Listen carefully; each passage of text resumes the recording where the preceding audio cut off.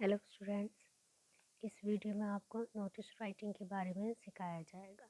Notice writing क्या है और क्या पॉइंट्स हैं जो हम लोग को अपने माइंड में कैप्ट करने चाहिए बिफोर राइटिंग नोटिस। ओके, सबसे पहले नोटिस क्या है?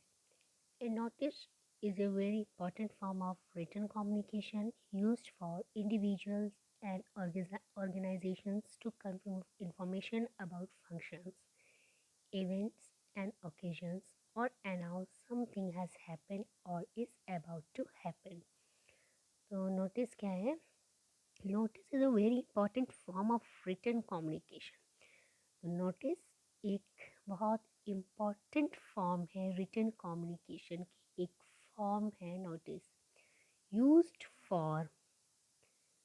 यूज़ की जाती है या इस्तेमाल की जाती है, प्रयोग किया जाता है for individuals and organizations to convey information about functions, events, and occasions, or announce something has happened or is about to happen. तो ऑर्गेनाइजेशन को ये इंडिविजुअली ये इंफॉर्मेशन कन्वे करता है, किस चीज़ की? अबाउट फंक्शंस की, या किसी इवेंट की, या किसी ओकेजन की, या फिर ये जो कुछ हो चुका, और अनाउंस समथिंग हैज़ हैपन और इज़ अबाउट टू हैपन, और या जो कुछ हो चुका है या होने वाला है उसके बारे में अनाउंस करता है, या हम कह सकते हैं उसके बारे में इंफॉर्मेशन देता है नोटिस। ठीक, अब आते हैं types of notice. Types of notice में क्या है? सबसे पहले नोटिस फॉर मीटिंग, मीटिंग के लिए भी नोटिस होते हैं।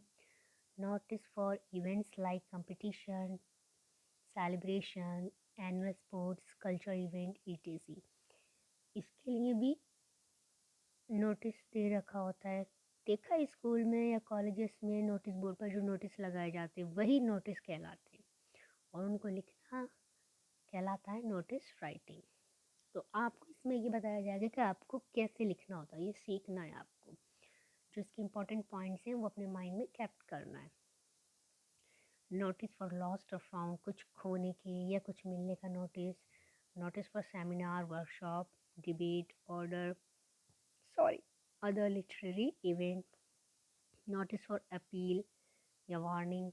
Notice for change of name, residence, company, etc. अब आता है point to be kept in mind while writing a notice. During writing notice, we should keep some points in our mind. Okay. Now, what are the points? They are given below. Name of the organization or institution issuing the notice should be at the top. तो सबसे पहले इसमें भी वो point बाद में आएगा, मैं आपको बता दूं। आपको नोटिस लिखते हुए एक बॉक्स बनाना होता है, उसके अंदर नोटिस आपको लिखना होता है, या आप पहले भी लिखने के बाद उस बॉक्स में आप नोटिस जो आपने लिखा होता है उस बॉक्स के अंदर उसे कैप्चर कर देंगे। तो सबसे पहले है नेम ऑफ द ऑर्गेनाइजेशन और institution issuing the notice should be at the top. तो सबसे पहले टॉप में, बीच में आपको उस ऑर्गेनाइजेशन या उस इंस्टीट्यूट का नेम लिखना होगा जो नोटिस को इशू कर रहा है, जिसके द्वारा नोटिस लिखा जा रहा है। जिस इंस्टीट्यूट में या जिस ऑर्गेनाइजेशन में नोटिस लग रहा है उस इंस्टीट्यूट का या उस ऑर्गेनाइजेशन का ऊपर नाम लिखना होगा। तो आप सिंपल वर्ड्स में कह सकते हैं name of the organization and या फिर इंस्टीट्यूट। ओके, ऊपर लिखना होगा। नेक्स्ट, द वर्ड नोटिस, उसके नीचे आपको बीच में नोटिस वर्ड लिखना होगा। ठीक है, हेडिंग डालनी होगी नोटिस, और ये जो वर्ड है नोटिस ये आपको कैपिटल लेटर्स में लिखने होंगे। ठीक है, ये जैसे ये लिखा है ना, पहला अल्फ़ाबेट है इसमें एन, तो ये कैपिटल है, बाकी स्मॉल है। लेकिन जब आप नोटिस राइटिंग में जब नोटिस लिखेंगे, ये जो वर्ड है नोटिस, इस नोटिस वर्ड को, इसमें जितने भी अल्फ़ाबेट्स हैं, कितने, 1 2 3 4 5 6, ये जो 3 सिक्स अल्फ़ाबेट्स में इन सिक्स ही अल्फ़ाबेट्स को कैपिटल में लिखना है, ठीक है। उसके बाद आता है date of issue of the notice to be put on the left side. तो आप ऊपर इंस्टीट्यूट का नाम लिखेंगे, उसके नीचे थोड़ा सा स्पेस छोड़कर नोटिस लिखेंगे कैपिटल लेटर्स में। उसके बाद लेफ्ट साइड को थोड़ा सा नीचे आप डेट लिखेंगे। अब ये डेट कब की लिखेंगे आप? डेट लिखेंगे date of issue of the notice, जब आपने नोटिस को इशू किया, ठीक है। जब आपने नोटिस को इशू किया वो डेट आप यहाँ लिखेंगे। इशू का मतलब है जब नोटिस बोर्ड पे आपने नोटिस लगाया। नेक्स्ट, हेडिंग मतलब सब्जेक्ट ऑफ द नोटिस, वो कहाँ लिखेंगे आप? लेफ्ट साइड में तो डेट लिख देंगे। हेडिंग ऑफ द सब्जेक्ट या सब्जेक्ट ऑफ द नोटिस आप फिर बीच में लिखेंगे, जहाँ पर आपने ऊपर नोटिस शब्द लिखा है उसके नीचे थोड़ा सा स्पेस छोड़कर, ठीक है। उसके बाद आता है कमेंट्स इंक्लूड, ठीक। कमेंट्स इंक्लूड में आप ये भी कह सकती हैं, कंटेंट भी कह सकती हैं इसको, या फिर आप इसे बॉडी ऑफ नोटिस भी कह सकते हैं, ठीक है। कंटेंट भी कह सकते हैं या बॉडी ऑफ नोटिस भी कह सकते हैं। सबसे पहले target group to whom it is addressed. तो टारगेट ग्रुप मतलब जिसके लिए ये लिखा जा रहा है उसको एड्रेस करते हुए लिखेंगे। व्हाट इज़ अबाउट, किस लिए लिखा जा रहा है।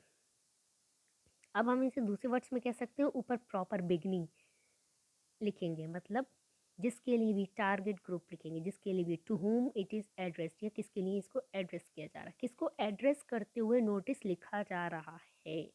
मेंबर्स के लिए, स्टूडेंट्स के लिए, तो आप सिंपल वर्ड्स में लिख सकते हैं, जैसे कि this is to inform all the members या स्टूडेंट्स, इस टाइप से लिखेंगे टारगेट ग्रुप में, ठीक है। इसको हम कह सकते हैं प्रॉपर बिगनिंग, या हम इसकी जगह कमेंट्स इंक्लूड की जगह हम कह सकते हैं इसे बॉडी ऑफ नोटिस। अब बॉडी ऑफ नोटिस के अंदर ये सारी आपको पॉइंट्स हैं। व्हाट इज़ अबाउट में आप इवेंट या किसी पर्पस के बारे में लिख सकते हैं।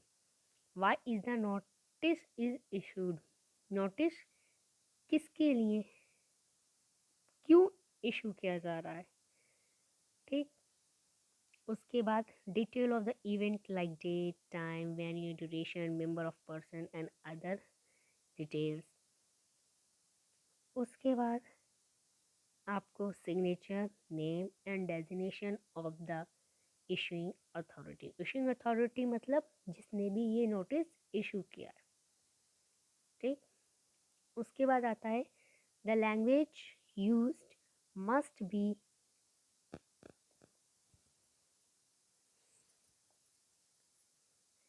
लुसाइड एंड इन थर्ड पर्सन। तो आपकी जो लैंग्वेज होनी चाहिए वो लुसाइड, लुसाइड का मतलब होता है स्पष्ट अर्थ की।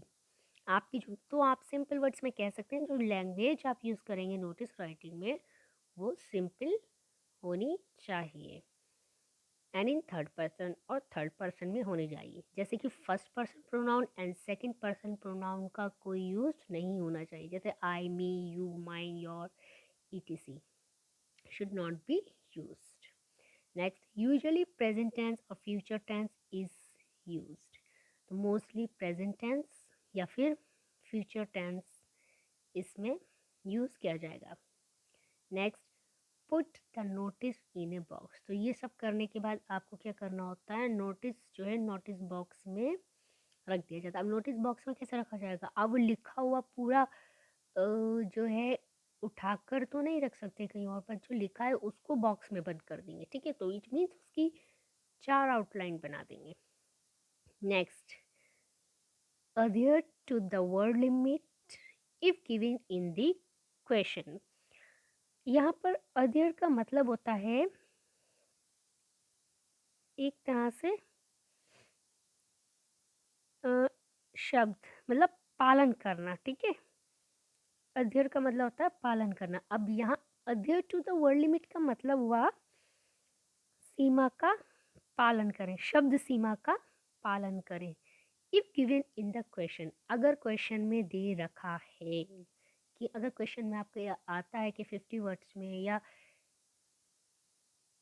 जो भी आपका 60 वर्ड्स में 55 वर्ड्स में, तो आप उसके अकॉर्डिंग ही नोटिस लिखेंगे। तो adhere to the word limit if given in the question, शब्दों का पालन, शब्दों की सीमा का पालन करें अगर क्वेश्चन में दे रखा है।